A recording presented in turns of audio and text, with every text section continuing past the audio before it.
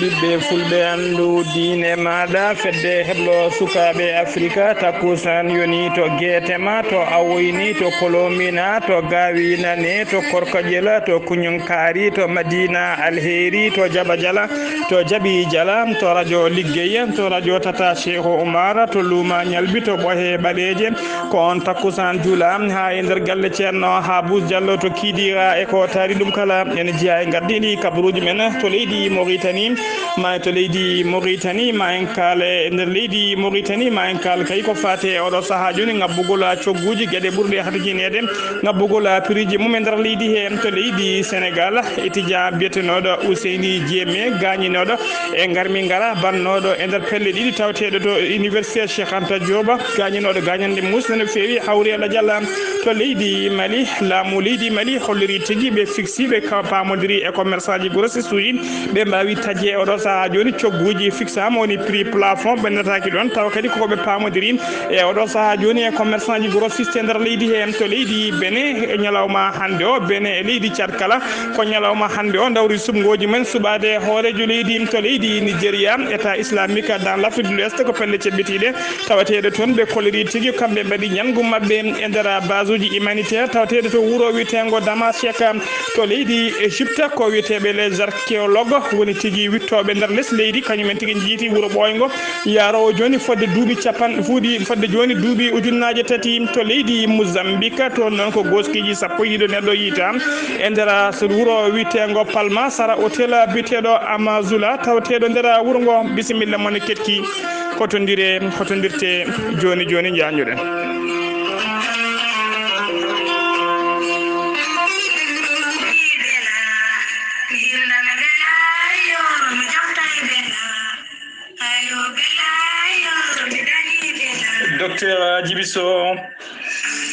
Docteur Djibiso ko wittiyanke safriyanke safruji fina tawa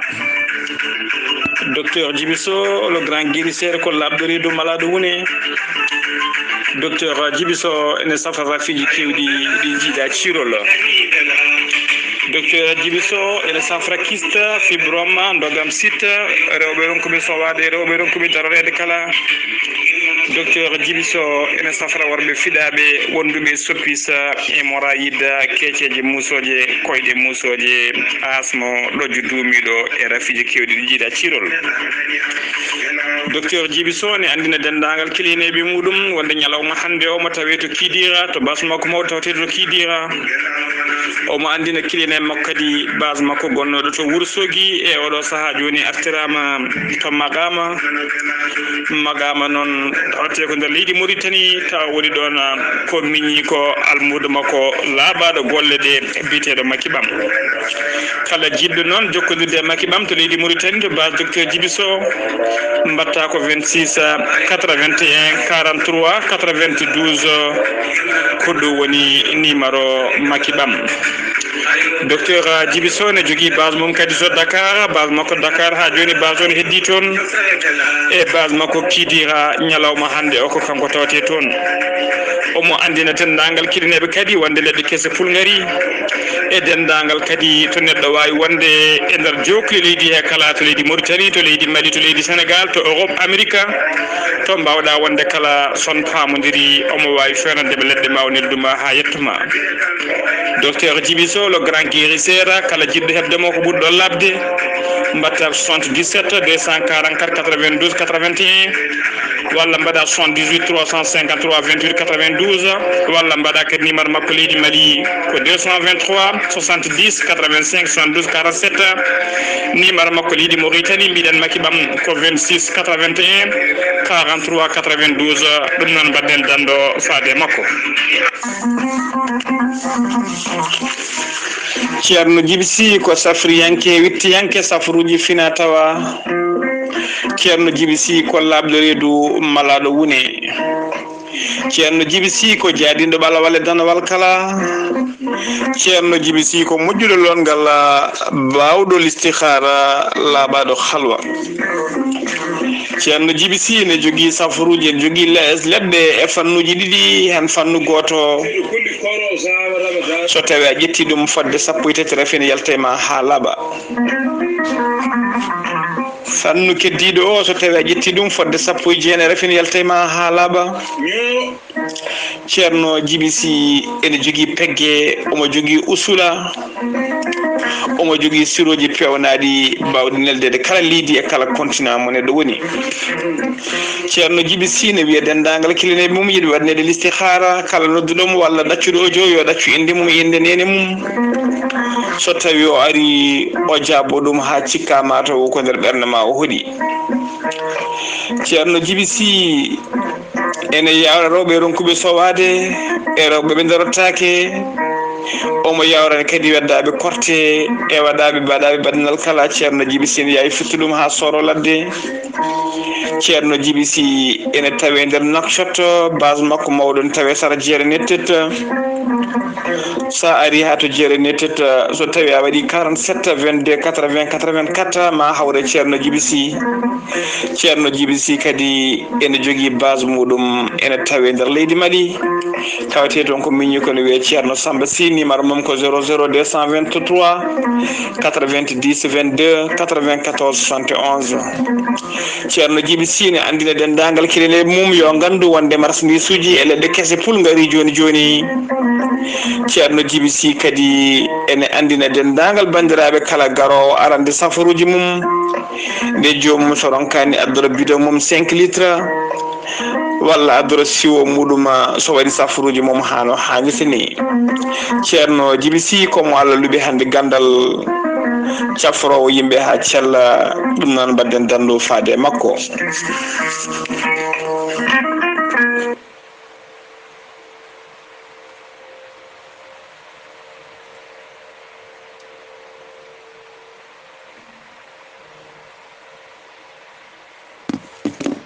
jam ñalle mon musidɓe tedduɓe, eɗen gone dewo biyira dewo 11 lewru avril hitande ujunnaji 2021 kabaruji men e ɗemgal pular ɗo e haalirde he ko musidɗo mon sehil mon Ghali Abouba, to karallagal to ko musidɗo men sehil men miñi men Saydou Abouba. hono no mbiru ndenen gardini kabaruji men koto leydi Mauritanie puɗɗotoɗen jagorɗo leydi ndi kalfinade ko fate cellal aade kañum e gollidiɓe mum ɓe kolliri tigui aseta hanki o caggal kayde ɓe kolkisi ujunere temedere capanɗe jeetato e ɗiɗo neɗɗo e nder holkiso he noon hen yimɓe jeeɗiɗo tawama e jaati ko fiɗaɓe mborosa coronavirus ɓe kolori kadi e nder ɓe cellanoɓe hen 19 testama tawama tigui ko négatif woni kepti cellal mumen ha no hannirta ni paati galleji mumen. ɗum noon e oɗo saaha joni hollirama kadi ñalawma hanki o hay neɗɗo goto alamo rafi o yooɓi fittande mum e nder leydi he kala. ha joni ko leydi Mauritanie keddoɗen biteɗo Mouhammadi Ahmed Ndié, on noon ko Mauritanie najo, o suɓama o waɗama e oɗo saaha joni secrétaire général woni tigui kolal kuuɓal du conseil de l'unité économique, woni secrétaire général du conseil de l'unité économique arabe ko mandamo duuɓi joyi noon ko ɗum tigui woni ko suuɓa koye jonde fedde noon taw ko fedde leyɗele arabeɓe wat jonde mumen wattore 11 session soni 12e session fande 11 lawol joɗinode koye gan sanga tigui tawa jonde nde joɗino koto keera lamorgo leydi Égypte ko toon tigui o suuɓa e oɗo saaha joni halfina oɗon poste ɗo noon taw ko manda e duuɓi joyi ha joni ko leydi Mauritanie keddoɗen tawassul ko landa dawrugol ko landa lunda kewka doole e nder leydi Mauritanie ardi landaka noon ko biteɗo Mohamed Mahmoud Wul Seydi. kanko Mohamed Mahmoud Wul Seydi noon holliti tigui wonde oɗo saaha joni landaka ko ƴetti peeje kese ɗen peeje noon ko yidde hollide kay oɗo saaha joni yidde landaka ardiɓe landaka kay ko dendagal e nder gardigol landaka kala yo suka ko waɗi hen yo sukaɓe yo tigui yo jeunesse waɗi hen ha no hannirta ni woni tigui ko wiyete rajeunir sa direction. ɗum noon koye 8e édition de collègue moɓe jooɗino tawa on collègue ɓe inniri ɗum e oɗo saaha joni ko éveil et leadership comme tigui ɓe inniri oɗon collègue ɓe jooɗino aseta hanki o ko nden tigui o suuti toon ɗiɗo konngudi. ha joni ko leydi Mauritanie keddoɗen aseta hanki o teskama couperaji internet e nder téléphone aji guila kay sanga 8h subaka ha nangue hoore kellewa. yimɓe hewɓe noon cikkanno tigui ya taw wona téléphone aji men paani walla connexion ngaji mumen gasi caggal ɗum noon hollirama tigui wonde kay ko laamu ko jooma internet en ɓen ko kañumen tigui laamu ngo yamirore laamu ngu kuppino internet o caggal kay koye kawguela wonno taw kadi ko kawguela oɗon kawguela eni noon taw ko kawguela eni woni école nationale des instituteurs guela kawguel on école on ko jinno waɗaɗo kawguel tawi tigui yidde ƴettude kay fodde temedde jeetato neɗɗo hakkude debbo e gorko hebleteɓe gam wattude jangguinde e nder jokli leydi Mauritanie kala ko ɓen mbaɗanno guel kawguel ko ɗum saabi kay internet o kuppam ɗum noon foof ko gam anje kay ko yimɓeɓe triche to banggue internet e guel ɗon kawguel ɓeɗon temedde jeetato noon soɓe ƴettama kamɓe kala noon toɓe ƴettama maɓe mbaw heblede noon e nder école aji eni tawateɗi to Nouakchott to ayik jusam to kay hayɗi ha to ayyuna ha joni ko leydi Mauritanie keddoɗen seeɗa hanki o e nder to palais du congrès mo Nouakchott mais docteur Mariam Da ko première dame woni joom suudu hoorejo leydi ndi o ardima toon tigui pottitalla manggal no fewi ngal ɓe iniri grand meeting de la femme mauritanienne hono ngallo pottital noon tawta kadi pottital rewɓe tawa kadi alda e paltora hono muɗum meeɗani wadde e nder leydi Mauritanie ɗum noon meeɗa sowona ñalawma sowona kay aseeda hanki o hono ngallon pottital meeɗa wadde tigui e nder leydi Mauritanie ko rewɓe noon taw ko rewɓe rendu rewɓe noon taw ko rewɓe hewɓe feɓe jeeyda tigui ɓe ndendani landaji ɓe jiida muuyoji kañumen tigui mbawi tigui rendinde e nde ɗon notiti en ngoɗon notago gam yidde kay wadde fedde taw ko fedde rendinde rewɓe kala beele kay nden fedde ne wawa darade yoltude hujjaji mabɓe e kala saaha nden fedde noon walla mbiyana ngoɗona mettingo noon wonno temmuɗum tigui ɓe inni ɗum ko nous unissons nous travaillons nous réussirons ɓe koliri tigui so tawi kay en denti en goni neɗɗo goto en liggi en gollima ma en keeb ko jiɗɗen ko ha no hannirta ni ko ɗum tigui woni temma yewtere nde tem mettingol pottital ngal ñalawma hanki o yidde mabɓe noon ko ndeɗo fedde tafande kay walla ko yo fedde rewɓe tafe taw ko fedde rendinde rewɓe Mauritanaɓe kala tawa alda e paltor wona tigui rewɓe wonduɓe parti hay sinno jiida dawrugol mone mabɓe foof wawa tigui tawa hay sino muuyi mabɓe wona gotum to banggue dawrugol beele kamɓe kala ɓe rewɓe ɓe kala ɓe mbawa tafde nde ɗon fedde nde wawa yo toppitade ko fati dendagal hujjaji rewɓe e nder leydi Mauritanie kala ene tawtara oɗon meeting noon hono joom suudu hoorejo jagoɗo leydi ndi biyeteɗo Salka Mintou Abdourahmani wondude e ministre des affaires sociales de l'enfance de la femme biyeteɗo madame Naha Mintou Harouna e rewɓe hewɓe wonɓe taw ko aranɓe to banggue laamu e rewɓe kadi wonɓe ummiɓe tawa gari ko notitade e walla tigui gari ko dow inde wilaya Nouakchott banggue firnangue ha joni kabaruji men e ɗemgal pular ene teska tigui e oɗo saaha joni cogguji ene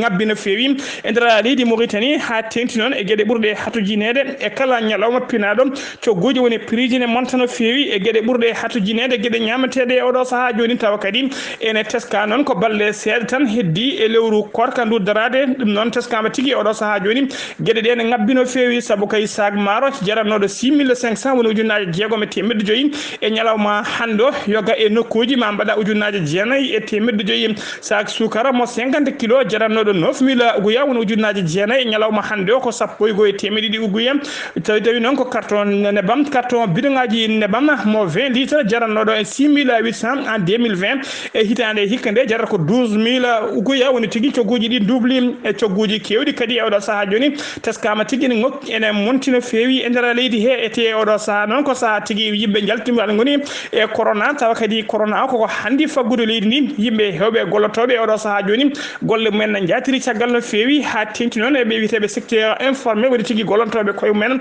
e oɗo saaha joni yoga e mumen golle mum koko darti walla golle ɗe koko puɗɗi tampude no fewi e oɗo saaha joni haɗani cogguji ɗi nana monti kadi alay saago ñaamen alay saago yare ko tampere mawde no fewi wonande dendagal ɓesgu leydi Mauritanie kala ete oɗo saaha kala laamu ngu nana muuɗi mum kono deeji prix ne menta e kala ñalawma ha joni kabaruji men e ɗemgal pular seno mima to leydi Mauritanie koto leydi Sénégal paɗen jeena to Tambacounda tribunal sukaɓe mo Tambacounda yande ɗi ñawore ha laaɓi onon sagata suka togos mo duuɓi 15 biteɗo inde makko fuɗɗiri ko alkulal da o yettete ko Diallo o yarata ko duuɓi 15 jooɓinoɗo fittandu denduma goto ñande kay jamma nogas ene wiyete nogas e goho e lewru janvier hitande ujunnaaji ɗiɗi e nogas woni hitande ramane nden e nder wuro mabɓe wiitengo ɓulela pel woni tigui ɓulela fulɓe e nder ngam saga noon o yoɓino fittandu on noon koye saaha kay gurel fulɓe noon gurel pel noon woni tigui ɓulela pel gurel pel ene tawe tigui e nder tawi nder département mo Koumpentoum e nder région mo Tambacounda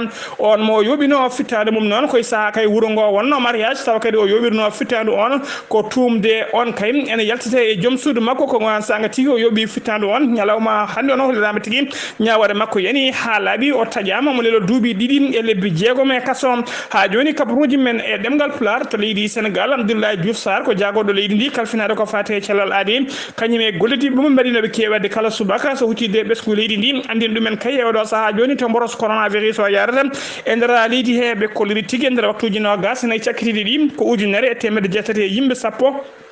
ko kañumen goni holkisanoɓe e nder holkiso he noon hen capanɗe jeegom e jeeɗiɗo tawama e jaati ko fiɗaɓe mboros coronavirus to ɗum ɓetama to banggue pourcentage ene holliri tigui e nder temedere neɗɗo kala hen tata piccal jeetemeɗe jeeɗiɗo ene hen tata piccal 75% ko wonduɓe e mboros coronavirus e nder ɓen yitaɓe noon wonduɓe e rafio hen no gasa tata ko contact suivi woni memodirnoɓe wonduɓe e rafio capanɗe nayo e nayo heddiɓe ko ka communautaire woni hay goto men anda to ƴetti onon rafi e nder ɓe cellanoɓe kadi teskama hen capanɗe jeeɗiɗe tato kepti cellal mumen hano hannirta ni paati galleji mumen sappo e jeegom e tampisanne ma ballite to banggue fofango en tawe to hôpital principal mo Dakar ha to hôpital mo Fann neɗɗo goto kadi hawrela dialla leydi Sénégal ene yaara kay tuggi ko mboroso naati leydi ndi faade oɗo saaha jooɗi ɓe jaari capantati e jeenayyi ujunere e temedde nayyi capantati e goho neɗɗo winditiɓe e doggol ngol hen capantati e jeetati ujunere temedere capanɗe jeeɗiɗi e nayo kepti cellal mumen hano hannirta ni ujunere capanɗe jeeɗiɗi e jeetato kawrino hen e ladial e ñalawma hande o leydi Sénégal jogui ko temedere capanɗe jeeɗiɗi e jeetato wonduɓe mboros coronavirus heddiɓe e juuɗe safroɓe e nder jokli leydi he kala ha joni kabaruji men to leydi Sénégal jeeyen ha to université Cheikh Anta Diop e nder duɗal jaaɓi ha tiddigal Cheikh Anta Diop noon garmi garaji waɗino toon hakkude pelle ɗiɗi ten fedde wotere witene kendo fedde heddinde witene ko Ndefleng pelle ɗe noon taw ko pelle étudiant ji tawteɓe renduɓe oɗon université garmi gara waɗino hakkude mabɓe e nder ɗin garmi garano noon hen étudiant goto biyetenoɗo Ousseynou Diémé barmino hen barmanɗe musɗo no fewi oɗo saaha kala noon ko antirnoɗo e nder hôpital principal mo Dakar kanko biyetenoɗo Ousseynou Diémé noon hollirama tigui ñalawma hande o yalti aduna tawa kadi koye ɗiɗon garmi gara barmanɗe o barmano hen e saaha kay to wonno e safruji makko oɗon tigui o yalti aduna to hôpital principal mo Dakar ha joni kabaruji men e ɗemgal Pulaar se nummima to leydi Sénégal ko to leydi Mali paaɗen oɗo saaha kala e nder réseaux sociaux ji e nder réseaux sociaux ji ɗi leydi Mali kala yahata toon woni tigui yirloto toon ko hollirede kay wonde sukaɓe nayo rewɓe woni tigui sagataɓe nayo rewɓe taw ko infirmiére uji woni tigui gollotoɓe cuuɗi cafri ɗin caggal nde kemno ñakku men haɓade mboroso coronavirus mbawi tigui hebde hen ko witede effet secondaire woni tigui mboroso woni tigui ñakku ngo wawi tigui libdeɓe ha yoga e mabɓe kayne tampi kamɓe nayo kala ɓe tampi eɓe antiri tawi antiri tigui e nder hôpital uji ɗum ko on kabaru woni tigui jeeyowo e oɗo saaha kala nder réseaux sociaux ji ɓe leydi Mali hono jagoɗo leydi ndi noon kalfinaɗo ko fate cellal aadi o yeddi ɗum ha sori ladde o holliri tigui on ko habaru mo wodani on habaru wodani o holliri noon tuggi kay ko ñande capantati e goho lewru mars hita mayno ɗum nde leydi Mali fuɗɗi ko fate ñakku mum haɓade mboros coronavirus faade oɗo saaha joni fodde ujunere fodde sappo e jeegom ujunere temedde jeegom capanɗe jeenayyo e joyo neɗɗo o ñakkama kono tuggi ko ñakku ngo fuɗɗi ko teeɓi kay effet secondaire seeɗa ko yimɓe ɗiɗo kemno ñakku caggal keewi ñakkune heɓalli mumen mbaɗino effet secondaire seeɗa hay ɗum ne kayni cetti hen ɗum noon wiyede kaye oɗo saaha joni infirmiére uji nayyi mbawi hebde ñakku ngo caggal keeɓi oɗon rafi ɗum noon ko fenade ɓaleere kurma o holliri noon kanko jagoɗo leydi ndi kalfinaɗo ko fate cellal aade o woni jettino faade yimɓe gollotoɓe o ndiɗi witidilloɓe e réseaux sociaux ji e kala saaha ne ɓayyina kabaruji taw ko kabaruji ɗi godani bonnoji hakkillaji yimɓe so ndenaki e mum teɓaɗo kala ma fawe ko amre fawno ha forti koyɗe o haɗen ɗon kadi kanko ministre de la santé o waɗi eranko faade dendagal population mo leydi Mali kala nde wawata nuttitade wawa hebde ñakku mum hano hannirta ni beele kay haɓadi e riwtude oɗo mboroso biteɗo coronavirus ha joni ko leydi Mali keddoɗen laamu leydi ndi ɓe kolliri tigui wonde ɓe kawriɓe joddima ɓe kawriɓe pamodiri e commerçant ji taw ko wiyeteɓe les grossistes woni yeyoɓe en gros ko fate cogguji gueɗe ɓurɗe hatojinede e nder leydi he saabu kay ɓe kolliri tigui e oɗo saaha joni ɓe mbawi siwde ko wiyete prix plafond woni tigui cogguji ko ngabbi kala mbawa ɓurtude o wawa ɓurtude oɗon nokku so tawi ko wayno sukara condi ɓe koliri tigi ko 450.000 francs CFA ko ɗum woni tonne kala ko yamira yo yeeye oɗon sukara condi so tawi ko maaro noon maaro ummi ko caggali woni riz importé taw wona riz parfumé ɓen noon kolirama tigi tonne muɗum ko 290.000 francs ko ɗum woni ko yamira yo yeeye so tawi ko nebam noon nebam local ko 110.000 francs CFA tawa ko par 200 litres nebam so tawi noon ko tourtode koto ɗum noon ko 140.000 francs CFA par tonne so tawi ko locol mburu noon ngol 300 grammes ɗum noon yamira yo yeeye ko 200 francs so tawi noon ko locol mburu ngol 150 grammes yamira yo yeeye ko 100 francs CFA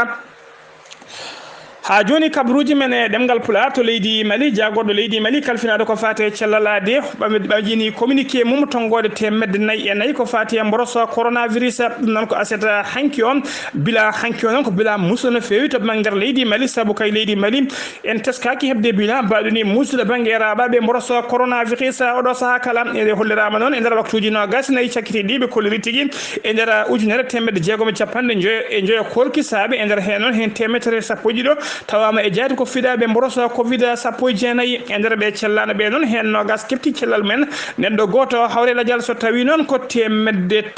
e 11 neɗɗo fiɗaɓe hesɓe ɓen koni tigui doggol mum lari to wiyete Keñeba ko yimɓe joyo kati ko 52 neɗɗo to wiyete Kalambonkoɗo ko 51 neɗɗo to wiyete Oulé Sébougou ɗum ko neɗɗo goto Sélingué ko neɗɗo goto Ségou ko neɗɗo goto Massina ko neɗɗo goto to wiyete Bala ko yimɓe ɗiɗo Mopti ko yimɓe joyo heddiɓe ɓe kala ko nder Bamako Mali noon Mali hande ene yaare yaare sappo ko ujunere 100 e yimɓe joyo fiɗaɓe coronavirus hen ujunnaji 7 e 101 heɓtino cellal men hano hannit ni 157 kawrino hen ladial ñalawma hande o hedde juuɗe safroɓe nder leydi Mali kala wonduɓe mboros coronavirus ko ujunere e 196 neɗɗo ha joni kabaruji men ɗemgal pulaar to leydi Mali hono Sadio Tomado ko kañum woni commissaire principal gardiɗo commissariat mo 3e arrondissement mo Bamako kanko e dadi makko noon ɓe kolliri tigui ɓe mbaɗi opération pattamele miijo e nder commune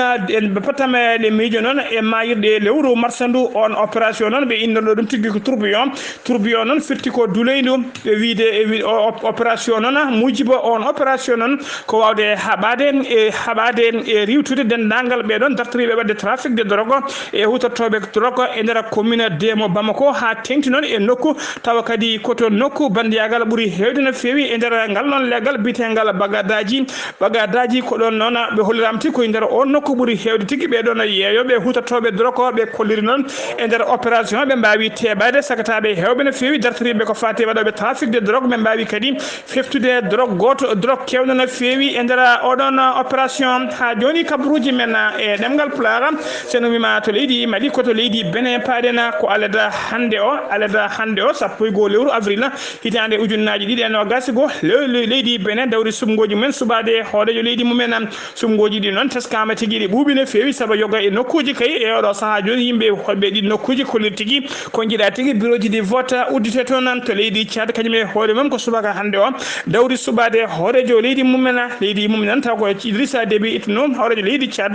kañum tigui ƴamtoyta 6e mandat caggal wadde duuɓi 30 e laamu omo foɗodiri noon e biriji jeegom waɗɗi to tawi ko leydi Benin noon ko Patrice Tala hoorejo leydi ndi ƴamme o 2e mandat foɗodirta e biriji ɗiɗi goɗɗi tokosi caggal kay dendagal candidat ji mawɗi ɗi kala lunduyankoɓe ɗereji mumen koko cala e oɗo saaha joni hitade hikka nde mbawani tigui jeeyede ɗiɗon sumgoji koto leydi Mozambique paɗen goskiji 12 yimɓe waranoɓe en tawa kadi ko waraɓe mbaɗa gane coppa mbaɗa eñe tawa tigui jiit kañum tigui woni ko yiita e oɗo saaha joni sara oɗo hôtel biteɗo Amourula e tawi nder wuuro wiyetego Palma noon ko saaha kay kene wona jonte ɗiɗi joni fedde seɓɓitinde état islamique tawateɗe nder nden diwan mbawin tigui nanggude ngoɗon wuuro garmi gara Moussa waɗin toon ha yimɓe hewɓe mbasi pittari ɓen ɗiɗo 12 goski noon ko oɗo saaha joni yiita kamɓe ndeɓe jiita noon taw ɓe puɗɗima gamutinde no fewi tawa kadi yiitiɓe ko ɓeɗo wiyeteɓe armée privé noon taw ko Afrique du Sud naɓe kañumen tigui jeeya oɗon armée arɓe wallu taw kadi ko armée biteɗo Duk adversaire groupe